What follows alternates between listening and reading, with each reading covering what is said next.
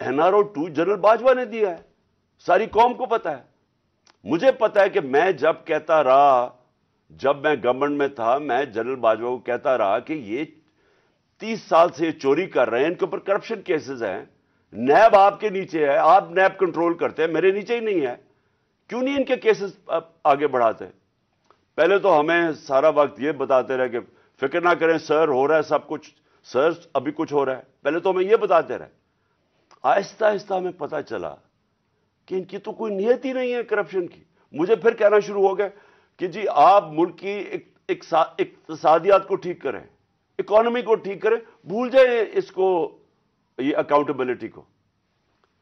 कभी कोई मुहज़्ज़ब माशरा ये इजाजत देता है कि बड़े बड़े लोग जो अरबों रुपए की चोरी करें, आप कहें उनको भूल जाएं, उनको NRO दे दें, और आप छोटे छोटे चोरों को पकड़ना शुरू करें और समझें कि आपका मुल्क तरक्की कर सकता है? क्या चीन पागल है जिन्होंने 450 वजीरों को जेलों में डाला है पिछले चंद सालों में? क्या जो प्रेसिडेंट शी जिनपिंग है उसको स्टेट्समैन माना जाता है? उसने वो काम कर दिए जो दुनिया में किसी ने किया ही नहीं है। 70 करोड़ लोगों को उसने गुर्बत से निकाला है चाइना में पिछले 30 सालों में। वो उसका क्या जरूरत पड़ी है कि जो करप्ट मिनिस्टर उनको पकड़े, उनका एहतसाब करें?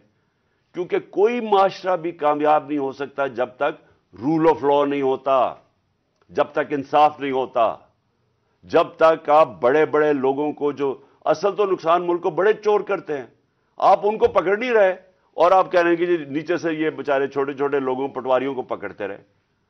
और ये हमारे सामने हुआ। शहबाज शरीफ को बचाया गया, इसके ऊपर ओपन एंड शट केस था, इसका 16 अरब रुपए का ये जो FI का केस था, इसमें तो कोई शक ही नहीं था। और इसका जो बेटा बाहर भाग गया, आज जो सलमान शहबाज वापस आया है, वो क्यों बाहर भागा था? जैसे ही FIA ने उससे सवाल पूछा कि जनाब बताइए, मकसूद चपड़ासी और नौकरों के पास अरबों रुपए किधर से आए, वो एकदम मुल्क से बाहर भाग गया। और उसको इन सारों को वापस लाया जा रहा है। क्या हुआ? इसमें कोई शक है कि NRO2 दे के इस सारे मुल्क का एक जनरल मुशर्रफ ने नुकसान कराया था NRO1 का। इस मुल्क ने भारी कीमत अदा की उसकी, 4 गुना ज्यादा हमारा कर्जा चढ़ाया इन्होंने 10 सालों में लूट मार करके। अब फिर जब इनके ऊपर केसेस थे, 1100 अरब रुपए के केसेस हैं, वो इन्होंने फिर उनको NRO2 दिलवा दिया। तो कौन था इसका जिम्मेदार? किसने ये किया था? जनरल बाजवा ने किया था।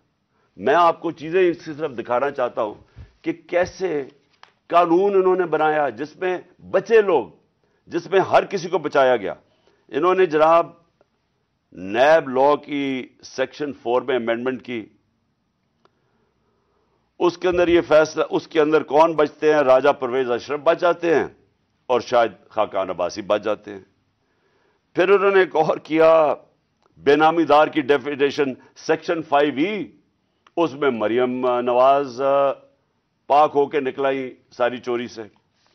फिर उन्होंने सेक्शन 9, जिसके अंदर शहबाज शरीफ बच जाते हैं, और उस जिसके अंदर के अगर आप किसी और के नाम पे, यानी अगर आप मैं प्राइम मिनिस्टर हूं, मैं अपने खानदान के नाम पे चीजें लूं, तो इसका मतलब कि आप जवाबदेही नहीं है।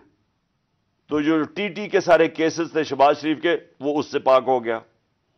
फिर सेक्शन 14 कि आपको बताना पड़ता है कि अगर मेरे पास कोई बाहर एसेट्स हो, यानी इंग्लैंड में मेरी जगह हो या कोई बाहर हो, अमेरिका में हो, तो अगर ये पता साबित हो जाए कि ये मेरी जगह है, तो मुझे बताना पड़ता है कि ये मेरा किधर से पैसा आया इसको खरीदने के लिए। वो इन्होंने साफ कर दिया। अब नैब बताएगी कि उनके पास पैसा किधर से आया। यानी हर दुनिया के अंदर अगर मैं पब्लिक ऑफिस होल्डर हूं, ये मेरी जिम्मेदारी